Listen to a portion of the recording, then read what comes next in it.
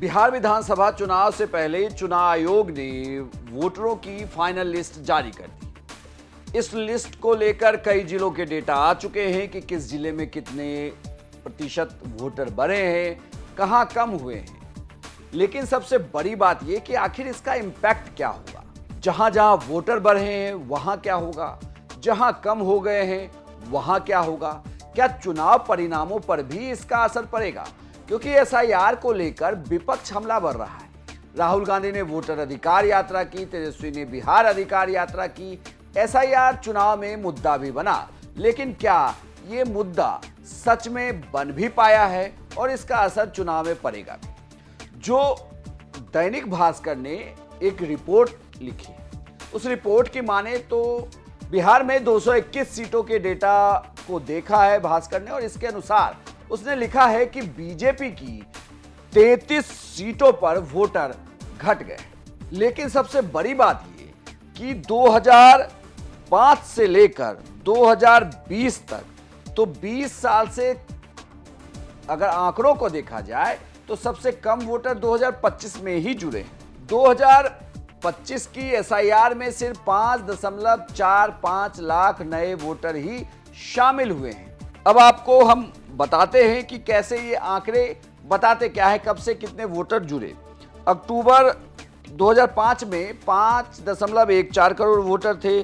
2010 में लगभग 37 लाख नए वोटर 5 साल में जुड़े, जो 5.51 करोड़ हुए।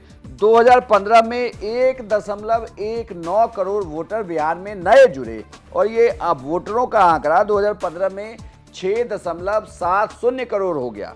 इसके बाद 2020 आता है। 2020 में 7.36 करोड़ वोटर जुड़े, जो 66 लाख इसमें वोटर हुए, जो 66 लाख ऐड हुआ। और 2025 में 7.42 करोड़ हुए, जिसमें 5.45 लाख नए वोटर जुड़े। लेकिन अब बात इसकी कि बीजेपी की सीटों पर क्या हुआ है। क्या बीजेपी को नुकसान हो रहा है या फायदा? बीजेपी की सीटों पर कितने वोटर बढ़े? बीजेपी की 33 सीटों पर वोटर घटे हैं, जबकि आरजेडी की 41 सीटों पर वोटर बढ़े हैं। सबसे पहले पार्टी वाइज आपको आंकड़े बताते हैं कि कितने सीटों पर वोटर घटे हैं।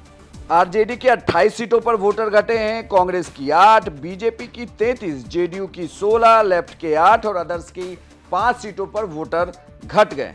वहीं किन सीटों पर वोटर बढ़े हैं अगर इसकी बात करें तो आरजेडी की 41 सीटों पर वोटर बढ़े हैं, कांग्रेस की 9, बीजेपी की 32, जेडीयू की 26, लेफ्ट के 5 और अदर्स के 10। कुल 123 सीटों का ये आंकड़ा है। कुल मिलाकर देखा जाए तो बड़ी तस्वीर ये है कि एसआईआर में बीजेपी की 33 सीटों पर वोटरों की संख्या कम हो गई। तो क्या चुनाव पर भी इसका असर होगा? जिस तरीके से एसआईआर को लेकर विपक्ष लगातार हमला कर रहा है, सवाल पूछता रहा है, तो क्या चुनाव में भी इसी तरीके के परिणाम दिख सकते हैं? क्या वोटर घटने से हार जीत का भी फैसला बदल जाएगा, जिस तरीके से पिछले चुनाव में हुआ था?